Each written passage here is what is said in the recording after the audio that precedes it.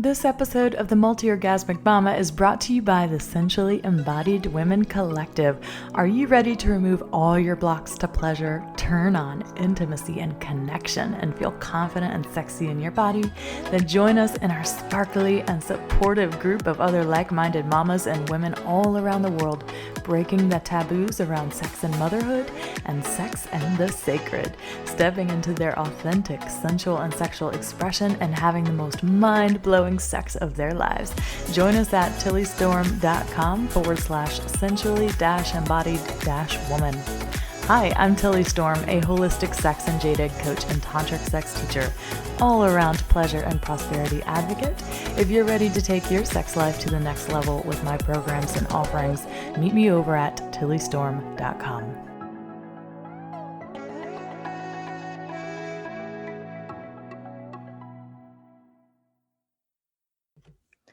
Welcome to episode 121, Hot Mamas. During this last round of the Sensually Embodied Woman program, I kid you not, I had a client whose husband told her that he would love to write in Tilly for President 2020 on his mail-in ballot after his wife had a 15-minute orgasm. I nearly died laughing when I read this comment in our secret Facebook group. But thankfully, you will get to hear from this amazing couple in just a moment. But first, I wanted to share with you what I would do if I, a sex coach, were president. A couple things that I would do. There are 7 that I could think of. I'm sure there would be more. But the first is that I would take down Big Pharma and guarantee access to holistic therapy for all who want it. Yes. Number 2, I would ensure emotional intelligence and resilience education in all of our schools.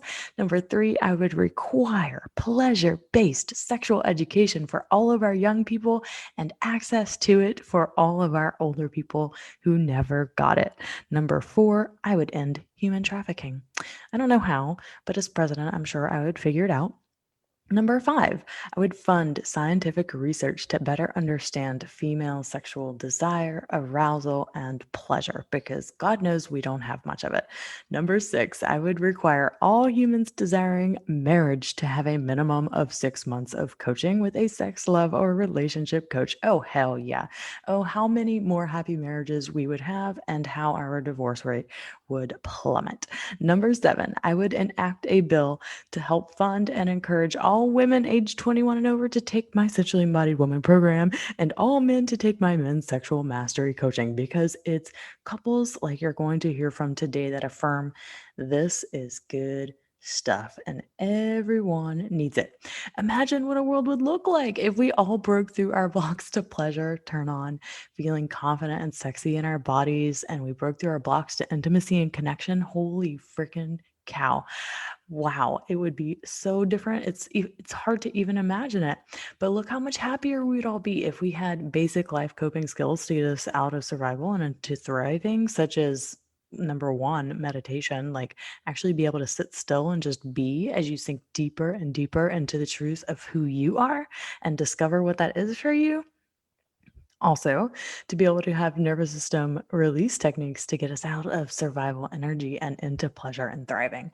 Number 3, to all know like the essentials to pleasure, like where we learned that radical self-acceptance, meeting our bodies and our sexuality with present loving compassion, where we could invite and allow pleasure into so many facets of our lives, and that be the norm. And number 4, if we could all experience true sisterhood, where we all stopped being in competition with each other. We stopped using jealousy, as a way to stab each other in the back, but used it as a compass of our desires instead. And if we all, number 5, experienced education in the art of being, where we started valuing how we show up and who we are being, not only in our sexuality, but in life, instead of only valuing what we're doing and accomplishing. Wow. Okay. Well, that's just a look at what the world would be like if I, as a sex coach, were president. So y'all plan on contributing to my election campaign in 2023, and we can get this show on the road. But until then, be bold, be courageous, have heart, and do yourself a favor and go on this journey now, because there is no reason to hold off any longer. The world needs us to step up and break through all of these blocks to pleasure, turn on, loving our bodies, feeling confident, and breaking through our intimacy and connection blocks. So head to www.tillystorm.com/sensually-embodied-woman to apply for this round. Doors close October 30th. That is just a couple days away.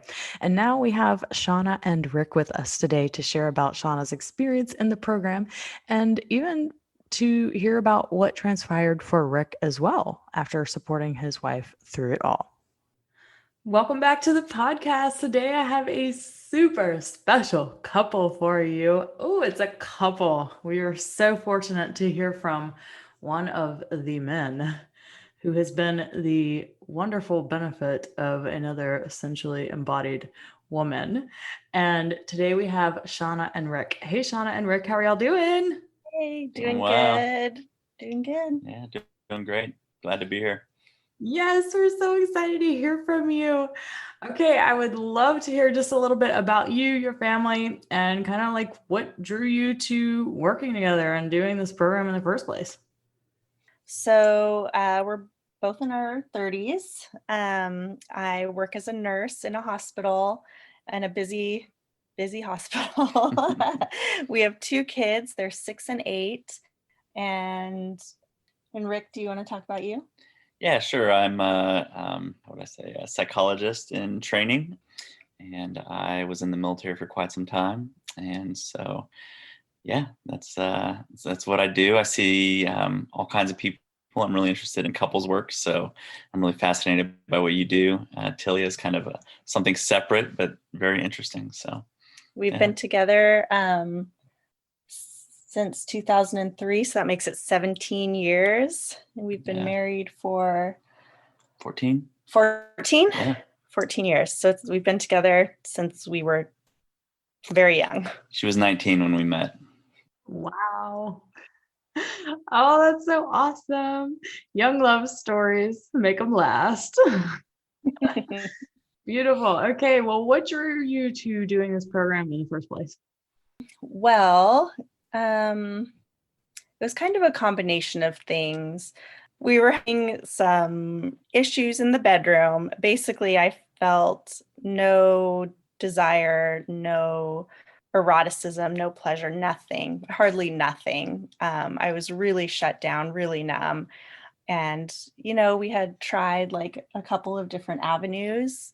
We'd explored a couple different avenues to like kind of figure things out. And nothing was really working. And then somehow my friend told me about this podcast. And I started listening to Tilly, and I got curious, and I went on your website and found the program. And it was like kind of the first thing that I kind of did on my own, like without Rick's input. And I took a pause because of the cost, the investment. And I thought about it for a little while. And then one day I was sitting outside and thinking about things and looking at this new fence that we put up. And I was like, am I worth the cost of a fence? And I said, hell yeah. And so I asked Rick if he was on board and if he would be able to support me. And he said, hell yeah. Yeah. And that's what happened. Yeah. All right. So from lack of desiring sex, lack of eroticism, all of the things, to finding the Multi-Orgasmic Mama podcast, to going to the website and deciding to apply. I love it. And the moment of being like, oh, I just put up a new fence, right? Isn't it so funny how we value some things and like way more than we probably should? And then the things that like really matter, we never really stop to even put a price tag on them because ultimately they are priceless. Right. And it was like sort of like a reflection of like, how I valued myself, too. So it's kind of like a wake up call in a way. Mm-hmm. Yeah. Yeah, and I can speak to the guy perspective a little bit about how we came to it if you want. Yeah, sure. I'd love to hear that. Yeah, so I think, and the reason I wanted to be on here as well is because I have a lot of buddies that kind of go through the same dynamic.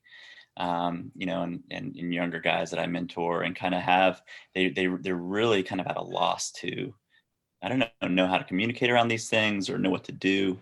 And so there's this kind of dynamic that develops where the guy takes on more and more responsibility for the whole sex life, like, reading the books, listening to the podcasts, making suggestions. And it's really kind of disheartening whenever that sort of isn't reciprocated. And so it's really challenging, right? But so yeah, for the guys out there, I recommend definitely support your women and like empowering them to do this kind of work, because it's so important. And very few things in life are exactly as advertised, but you're what you do is exactly as advertised. It's amazing. So yeah, we came to you whenever like there was this feeling of me taking on more and more responsibility. And as couples go, that kind of creates like dynamics, right? Where there's the pursuer and the withdrawer, and the more I tried, the less she wanted to try. So yeah, at one point I was just like, listen, I'm done dealing with this aspect of our lives. It's like on you now to find something that works, because I was completely at a loss. So yeah, that's kind of how we came to you. Interesting. And I love that you talk about how, you were the one to find the things, to get the education, to try and communicate about it. Because often I hear that it's the woman that tries to do these things and she feels like she gets nowhere. So just so you all know, no matter where you're at, like what your relationship dynamic is, it's all normal. Like generally there's someone who is a higher desired partner and the other is not. And it doesn't matter if it's the male or the female. I've always been the higher desired partner and the one pushing it, to try and make things better, make them more awesome. So, it can go both ways, and there's nothing wrong with you if it's you doing the wanting to make it better thing. But I just love how this is, I don't hear often that the man is the one that like wants to really work on it and do things about it. So props to you, Rick, for supporting your woman and finding this, doing it. Props to you, Tilly, for doing it. I told Shoshana I'm writing your name in on my absentee ballot, Tilly 2020. President Tilly 2020. Oh my God, I love it. Okay, beautiful. Well, I'm curious if there was any other struggles that you want to discuss when you were coming into the program, Shonah, and what were your big breakthroughs? Like what really happened for you throughout the program that made you have a huge turnaround and what you're experiencing in your relationship right now? Yeah, it was sort of like I was at this place where I was so shut down and like numb in every area of my life that like I was just kind of a little bit of a zombie. And I didn't even really like recognize a problem because I just wasn't really feeling anything. And and so I came to this program and it was just like it was just like amazing in 10 weeks, like what can happen. It's like I feel like I was a shell and now I'm like full, like I'm an actual person, you know? And like I mean, in terms of like our sex life, it's like again, a complete 180. Like like I said, I almost never like wanted to have sex before. And it was pleasurable, but it wasn't anything that left me wanting more, you know? And now it's like it's the opposite. I just like I want more and I want more of like everything. Like it's not just the sex, like it's like I just want more of everything, which is the total opposite of what I was before. Like I was like this tiny little like being and it was like I didn't know what I wanted. I didn't know if I did know what I wanted, I didn't know how to say what I wanted. I didn't know how to get it. And again, this is sex, but this is also life. I still have work to do for sure, but like I have a foundation and I have like a place to grow from when before like I didn't even have the seed, you know? What do you think? Would you agree? Yeah, and what's interesting about it is like from the outside, you would never know that Shoshana felt like a zombie, right? Like she's all smiles. Everyone thinks she's, and I think so as well. Like, full of energy, full of life, full of love and all that. But also, yeah, living with her, I know her quite well. So, I can feel how she's feeling, right? And I felt like this over time, this slow, and really, I think it started like when we had kids, it definitely, I mean, it probably preceded that a little bit, but after the kids came, it was like this slow sort of loss of energy, if you will. Yeah. So I could feel that, and I could feel the change, and I don't know, it was, it's hard. It was hard to figure out what was going on. And now I don't know, things have changed, definitely. Yes, awesome. Okay. Well, tell me a little bit about the things that you tried before that didn't work. And, Rick is a studying psychologist, and so I know you all know a lot about therapy, counseling, and all of those things. And, just having you, Rick, having that perspective and having tried so many things already. Let's hear, like, what did you try that didn't work? And then what about this work that you did with me did? Yeah. Yeah, we spent a lot of money. We spent a lot of money on different types of therapy, and really the best. I tried to find the best people that we could find, and I'm not saying that therapy doesn't work for these things, but just for us, it wasn't what we needed. And I suspect that for most people, that they don't need like a normal CBT. And again, I'm a student. I have no license certification. I'm not speaking for anything but my own personal experience, but for us, and I think for like my friends, I wouldn't recommend anything other than this for sure. Yeah. 100%. But we did try the CBT for a while. It was crazy expensive. And then we did a somatic therapist who was pretty awesome. And she helped a bit, and she's still kind of in our lives, and she's amazing. But again, not as good as what you did, and certainly not as what'd you say? The cost is minimal when compared to all the other things you can try, is what I'm trying to say. Yeah. Yeah, we did. I did personal therapy. We did sex therapy. We did the somatic therapy. And then the other thing we did, or I did, is a couple of different workshops at a kind of a resort here near where we live. And those were actually really good. But when I was thinking about it, I think one of the things that makes your program really effective is that, I did those things at this resort center, and then it's like a very contextualized experience. So then you come home and it's hard to bring it back with you. Whereas your program, you're doing it in your home during your everyday life, you're incorporating it into your life from the beginning. And so it's easier to continue, and it's easier to incorporate it even after it ends, I think. But the main thing, I think, the main difference between all of those other things and what you do is like the issues were kind of deeper than the headspace. So trying to fix it from the headspace, like it doesn't even really touch it. The other thing that I think was amazing was like, as a person who has a lot of like social anxiety, even with these people, these therapists and other people who were there to help me, I couldn't open up completely to them because of this like social anxiety that I have. But I never felt that with you. Like I felt so comfortable with you, and I felt like zero judgment. I wasn't worried about that at all. So that was like an entryway, like from the beginning, like I felt comfortable and like I was in good hands too, Beautiful. Okay, cool. Well, okay, you tried, what was CBT? Or what did I'm you sorry. call it? Yeah, just cognitive behavioral therapy. Right, CBT. Okay, cool. All right. So even the somatic therapy, I didn't know you had tried that. But yeah, a lot of my work is very somatic based, but yeah, it wasn't as somatic as yours. okay. It was a little different. Yeah.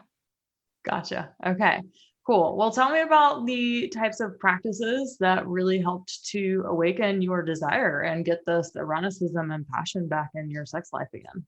Yeah, I mean, there was a lot. But the daily practices were huge. The morning ones, it gets your energy in your body like kind of aligned and set for the day. And it draws your focus to your body, and what you focus on grows and develops, and doing that every day or almost every day was really helpful. The jade egg was so helpful. It made one of the biggest differences in our sex life and in my ability to like feel pleasure. I know, like you say in the description of the course, like it sensitizes you, it like allows you to feel more pleasure and all that kind of stuff. Things that I had never felt before, that I didn't even know I could feel, So that was huge. And I think Rick here can attest to that too. I will say this, and you can cut this out if you want, but she's not going to do that. Yeah.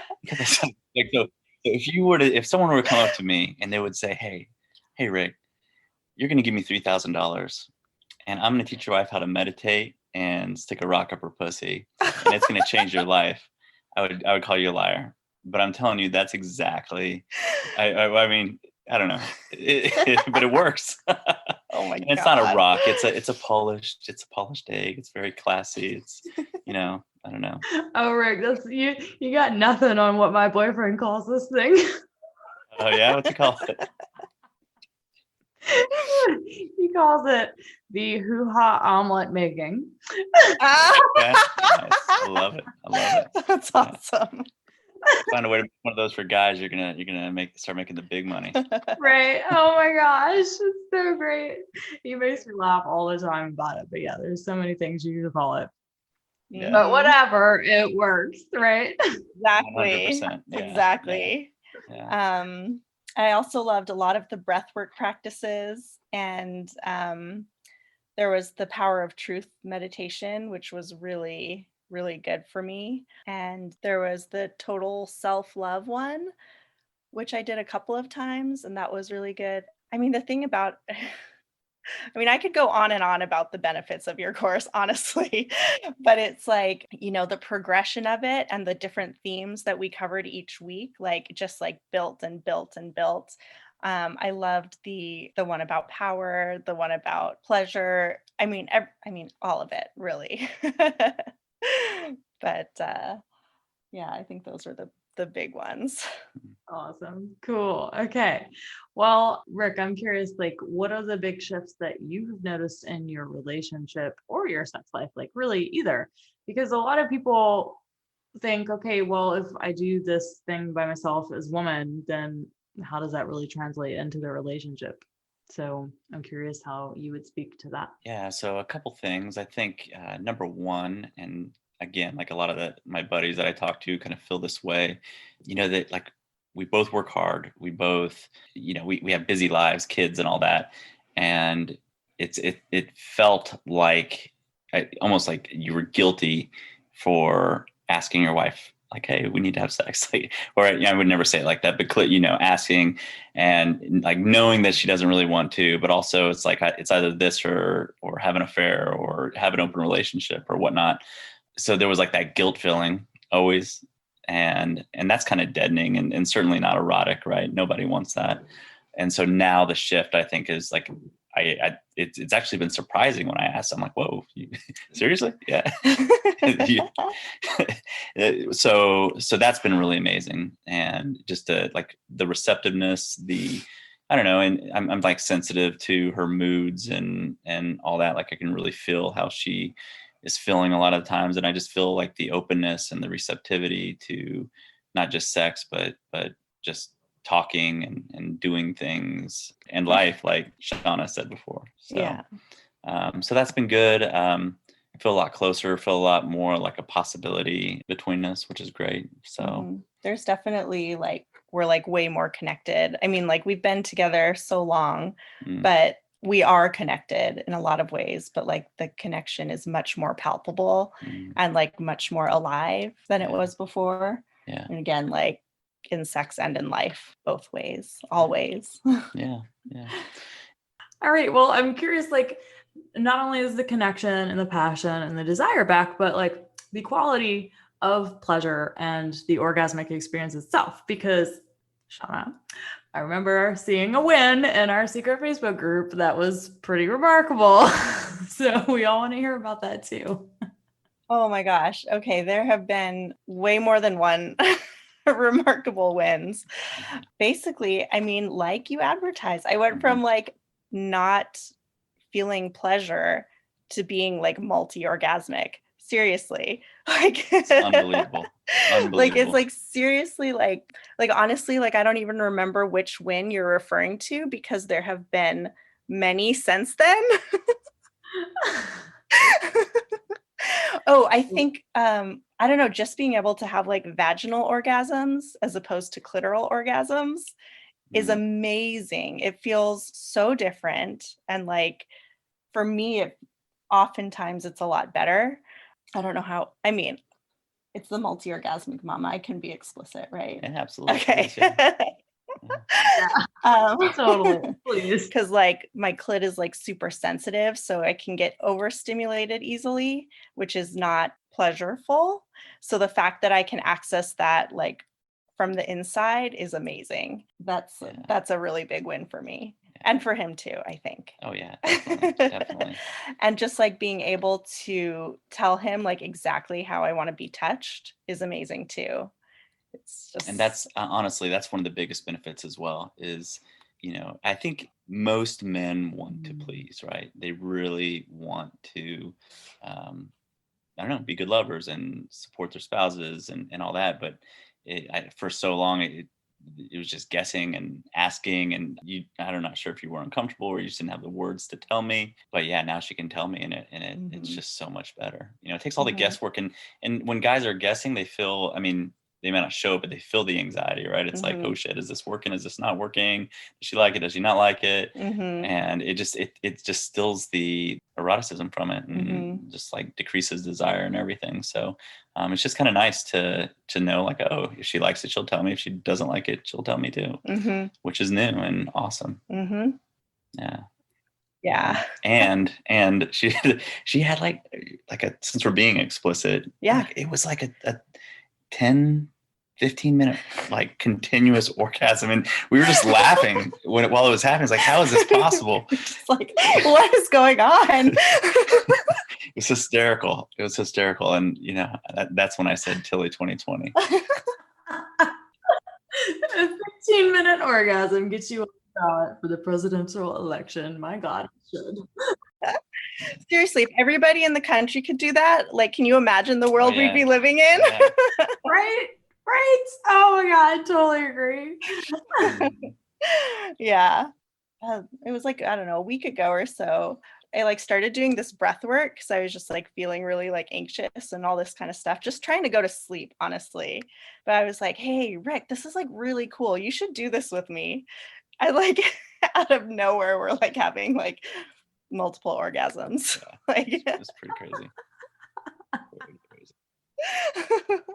We actually just had a bit of an argument, actually, and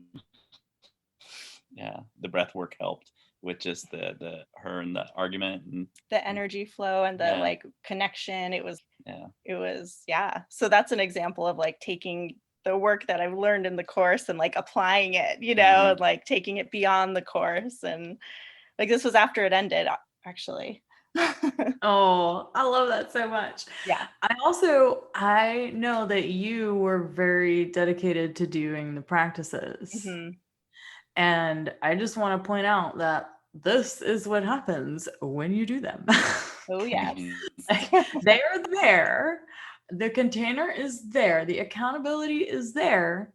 And it's up to you whether or not you do them and how regularly you do them. But I just want to say that Shonah was very dedicated to actually doing the practices. And because she was, look at her results.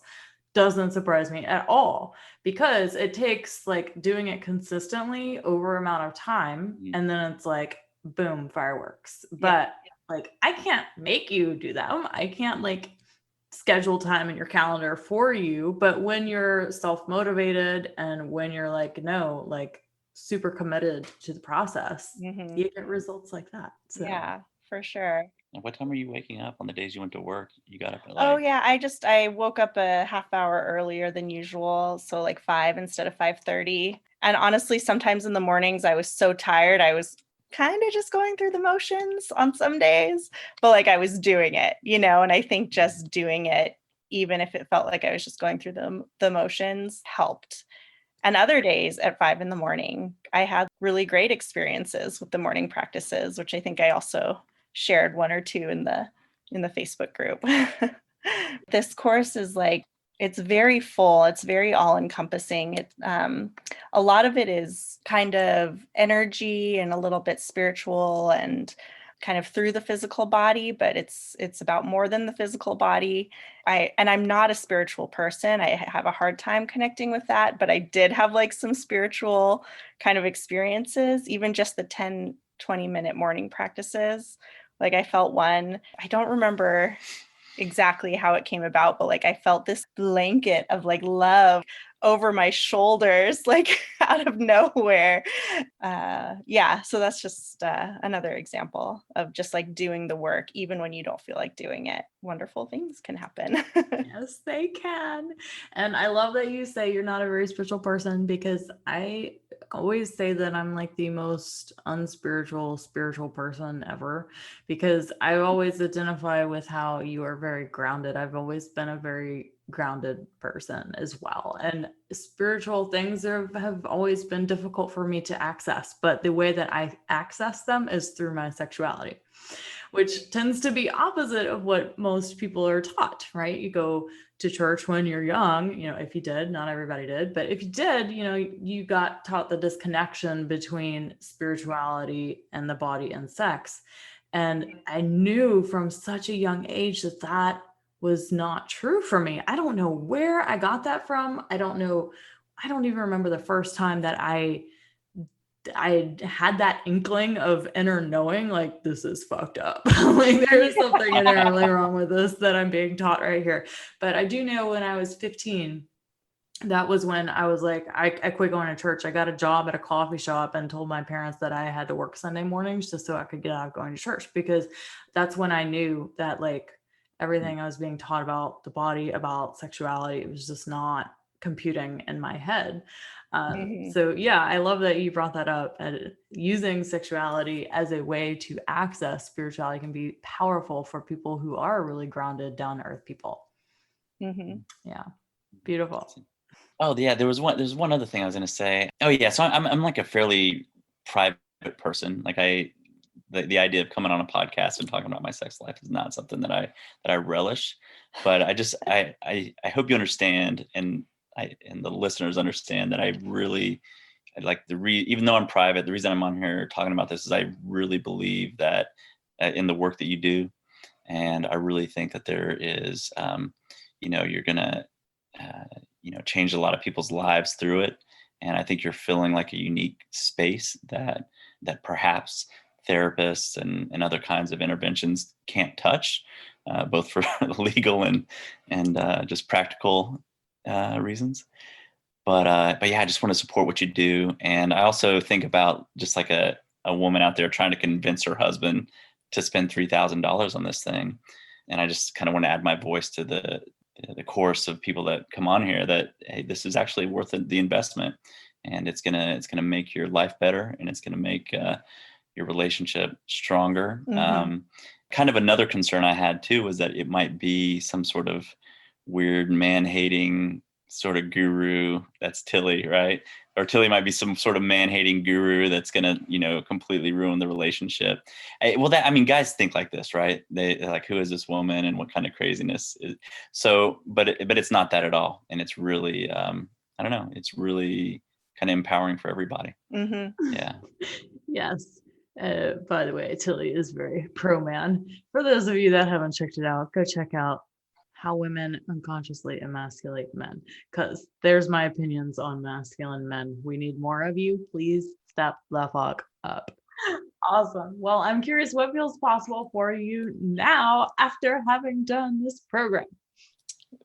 All the things. Anything. Yeah. Feel so much more open, curious, just alive. It's just like, the future is bright again, and anything could happen. Yeah. Definitely. And for me too, like ever since I was young, like I've identified sort of sexuality as sort of like part of what drives me and gives me energy and drives me to do cool things. And because of that, I've been able to do a lot of like cool things that, you know, a lot of people don't get to do. And when this started happening, this dynamic started playing out, I felt like I had to stuff that energy, right? Because if I let it out, then, you know, it hurt the marriage, hurt the kids and all that sort of thing. So it's really nice to be able to have that free and loose again. And I don't know, it's very, again, empowering. I keep saying that, but it feels, I feel more alive, and I haven't even done the course. So yeah. Yeah, it's just like a desire to explore. Yeah. Yeah, definitely. Yes, got that adventure back. Love it. Awesome. Mhm. Okay, well, what, in your opinion and in your words, who would you recommend to take this program? Honestly, I think any woman would benefit, even women who are already multi-orgasmic, because it's like we've been talking about, it's not only about that. I think women who want to break down whatever blocks they have in their lives, women who want to connect to their like true authentic selves, women who want to explore like the limitlessness of their pleasure. I think we all have our own issues that we're working out in different ways. And I think that this program is so all encompassing that you can get to the root of your issue and deal with it, remove the blocks and expand your experiences and your possibilities and your openness and all that. Anybody that feels stuck, maybe like Mhm. if you're a couple and you've tried different things and for whatever reason it hasn't worked, and you just feel kind of stuck, especially for the guys out there, don't be upset. Don't be afraid to upset the apple cart and change it up a little bit and sort of, again, just Yes. support your partner doing this kind of thing. Make the world a better place. Yes, awesome. All right. Well, any last words before we wrap up our conversation? I think one thing that I forgot to mention that was of my favorite parts, of course, was the one-on-one with Tilly. I just felt like, you know, I've been to therapists and different people, and everything that I've done, like you were the one who was able to like get to the root of things and actually give me tools to make it better. And no, I haven't found that anywhere else. So just wanted to add that. Yeah. And one more thing too. I think I'm sure there's a lot of parts that are, you know, the secret sauce to what you do, but I think one of the things is just having the guidance and then also the company of women. Oh yes. That Mhm. I just don't think guys can, like, there's certain ways you can grow in the context of a male female relationship, and certainly I think couples can advance sexually as a dyad, as a team. But I think just having that sort of support, and I haven't even heard, you know, what you guys talked about or what you did, but I know, or I really feel that that was a big part of it, is just having women to Mhm. talk about this struggle with and support one another. I think is probably one of the big things that you're not going to get anywhere else or in many other places. Yes, I Yeah. agree. Yeah. Mhm. That was huge. Yeah, I love the group aspect of it. You know, it's so funny. I resisted doing group coaching for so long. Like, oh my God, it was so bad. I was like, this is never going to work. And then when I finally did, I was like, oh my God, it works so much better. So I love the group aspect as well, because it really does take a collective healing experience to heal collective pain and trauma. So, Mhm. Yeah, for sure. which is the repression of women's sexuality. Right. Awesome. Well, thank you all so much for joining and sharing your experience. And yes, love you so much. You've been amazing. And I'm just super excited and happy that you said yes, because this is not just for you, but for your kids and for everybody's happiness and joy and fulfillment in life. And yeah. Yes. Yes. Thank you so much for having us. Thank you for everything you do. I can't thank you enough. Awesome. All right. We'll talk to y'all later. Okay. Bye. Wow, what a story, huh? So, from feeling completely desireless like a shell to having massive desire, getting the connection and the spark back, and feeling like a whole woman again, feeling alive and vibrant, and being multi orgasmic, for goodness sake. Oh, yes. All right, hot mamas, this is it. If you want in on this round of the Sensually Embodied Woman, you must get your application call in or reserve your spot at www.tillystorm.com/sensually-embodied-woman. So get it in now. We would love to have you. We've already got an amazing group of women coming together, and I'm so, so, so excited about this round of sensually embodied women that are coming in as well to make the world a happier, more loving, more pleasure-filled place. Is it you? I hope it's you. Head to tillystorm.com/sensually-embodied woman, and we'll see you there.